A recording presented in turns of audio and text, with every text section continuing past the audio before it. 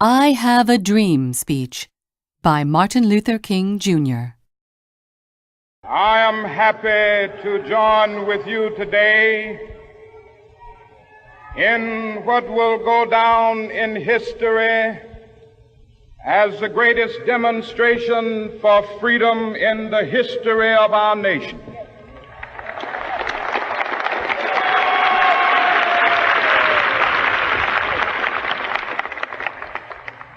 Five score years ago,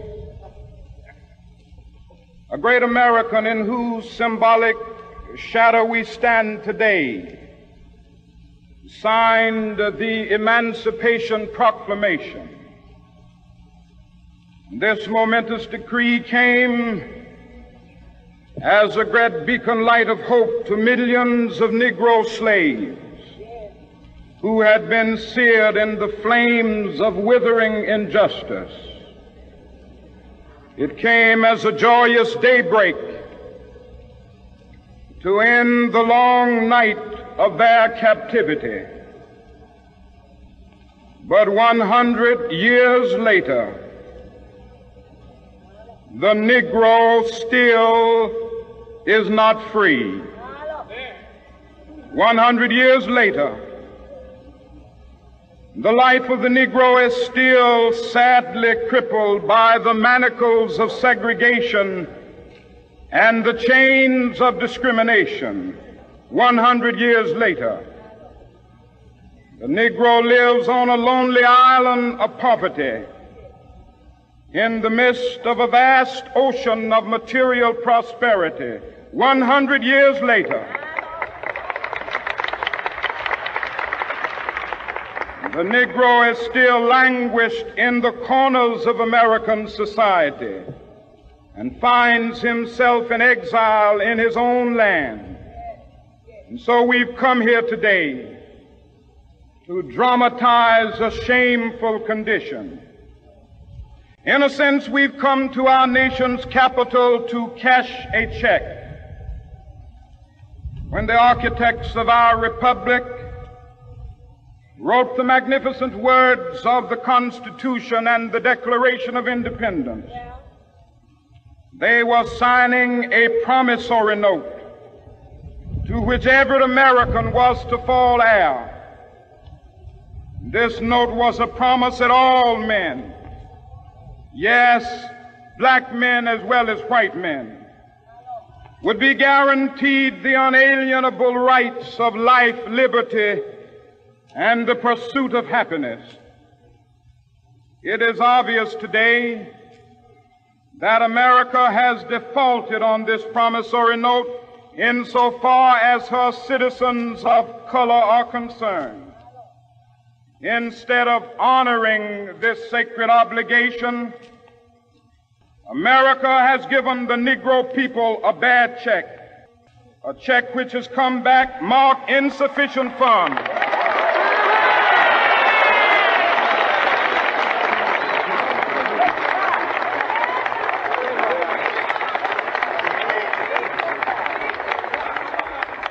But we refuse to believe that the Bank of Justice is bankrupt. We refuse to believe that there are insufficient funds in the great vaults of opportunity of this nation. And so we've come to cash this check, a check that will give us upon demand the riches of freedom and the security of justice.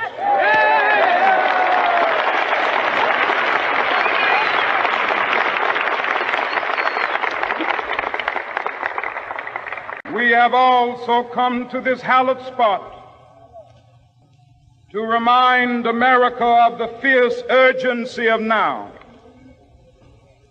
This is no time to engage in the luxury of cooling off or to take the tranquilizing drug of gradualism.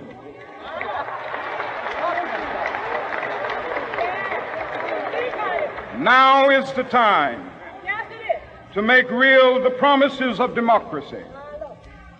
Now is the time to rise from the dark and desolate valley of segregation to the sunlit path of racial justice. Now is the time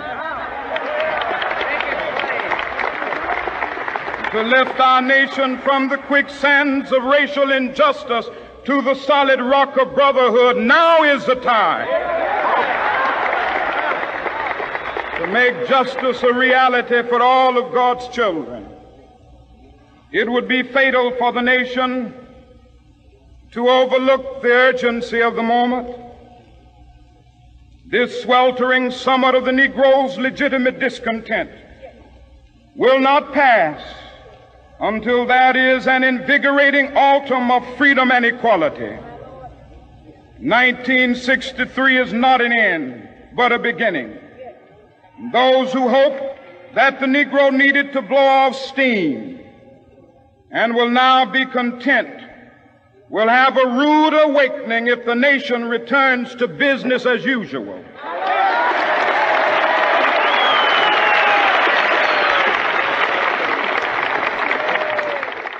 There will be neither rest nor tranquility in America until the Negro is granted his citizenship rights.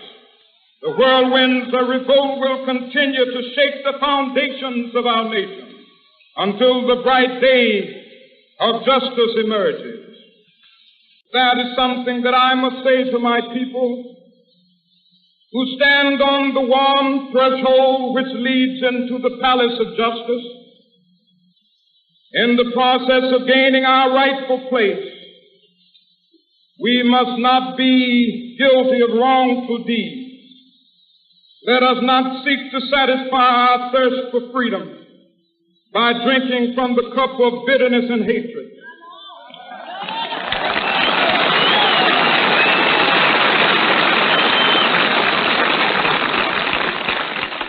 We must forever conduct our struggle on the high plane of dignity and discipline. We must not allow our creative protests to degenerate into physical violence. Again and again, we must rise to the majestic heights of meeting physical force with soul force. The marvelous new militancy which has engulfed the Negro community must not lead us to a distrust of all white people. For many of our white brothers, as evidenced by their presence here today, have come to realize that their destiny is tied up with our destiny.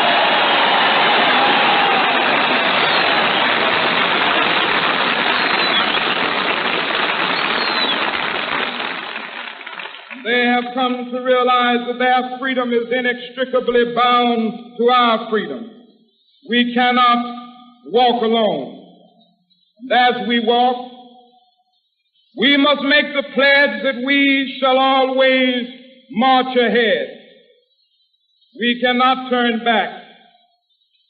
There are those who are asking the devotees of civil rights, when will you be satisfied? We can never be satisfied as long as the Negro is the victim of the unspeakable horrors of police brutality. We can never be satisfied as long as our bodies, heavy with the fatigue of travel, cannot gain lodging in the motels of the highways and the hotels of the cities.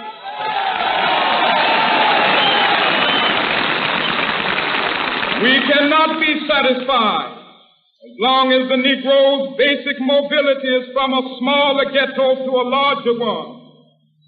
We can never be satisfied as long as our children are stripped of their selfhood and robbed of their dignity by signs stating for whites only. We cannot be satisfied as long as a Negro in Mississippi cannot vote and a Negro in New York believes he has nothing for which to vote.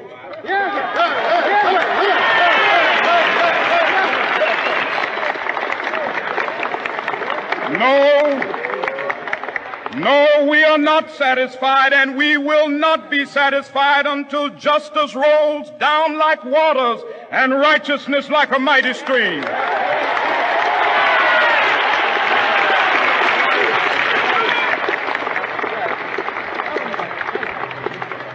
I am not unmindful that some of you have come here out of great trials and tribulations.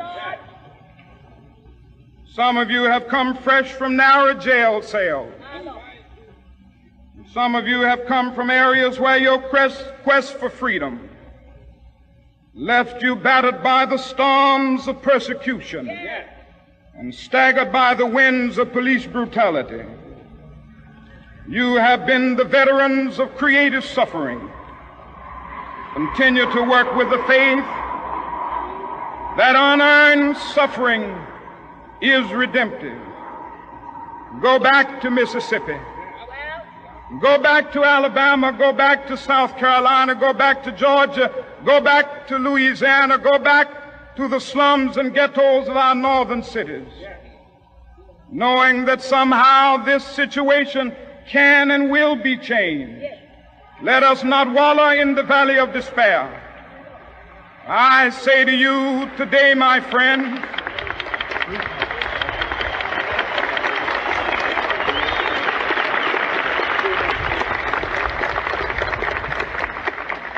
so even though we face the difficulties of today and tomorrow, I still have a dream.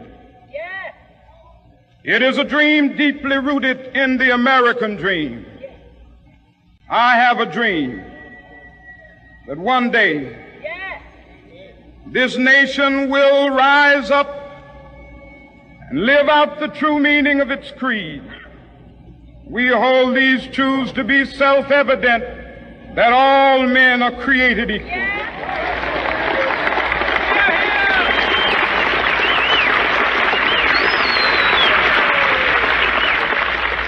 I have a dream that one day on the red hills of Georgia, the sons of former slaves and the sons of former slave owners will be able to sit down together at the table of brotherhood. I have a dream that one day, even the state of Mississippi, a state sweltering with the heat of injustice, sweltering with the heat of oppression, will be transformed into an oasis of freedom and justice. I have a dream that my 4 little children will one day live in a nation where they will not be judged by the color of their skin, but by the content of their character. I have a dream today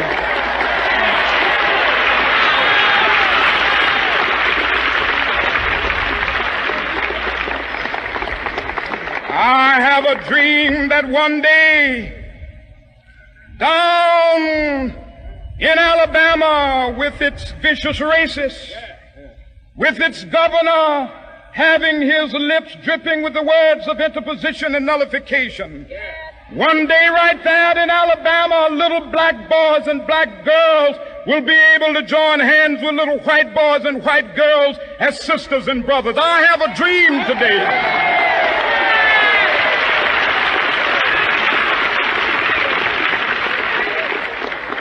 I have a dream that one day every valley shall be exalted, and every hill and mountain shall be made low. The rough places will be made plain, and the crooked places will be made straight. And the glory of the Lord shall be revealed, and all flesh shall see it together. This is our hope. This is a faith that I go back to the South with. With this faith, we will be able to hew out of the mountain of despair a stone of hope. With this faith, we will be able to transform the jangling discords of our nation into a beautiful symphony of brotherhood. With this faith, we will be able to work together, to pray together, to struggle together, to go to jail together, to stand up for freedom together, knowing that we will be free one day. This will be the day. This will be the day when all of God's children will be able to sing with new meaning, "My country, tears of thee. Sweet land of liberty, of thee I sing. Land where my fathers died, land of the pilgrim's pride.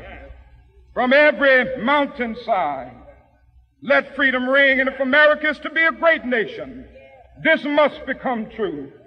And so let freedom ring from the prodigious hilltops of New Hampshire. Let freedom ring from the mighty mountains of New York. Let freedom ring from the heightening Alleghenies of Pennsylvania. Let freedom ring from the snow-capped Rockies of Colorado. Let freedom ring from the curvaceous slopes of California. But not only that, let freedom ring from Stone Mountain of Georgia. Let freedom ring from Lookout Mountain of Tennessee. Let freedom ring from every hill and molehill of Mississippi, from every mountainside. Let freedom ring, and when this happens, when we allow freedom ring, when we let it ring from every village and every hamlet, from every state and every city, we will be able to speed up that day when all of God's children, black men and white men, Jews and Gentiles, Protestants and Catholics, will be able to join hands and sing in the words of the old Negro spiritual, free at last, free at last. Thank God Almighty, we are free at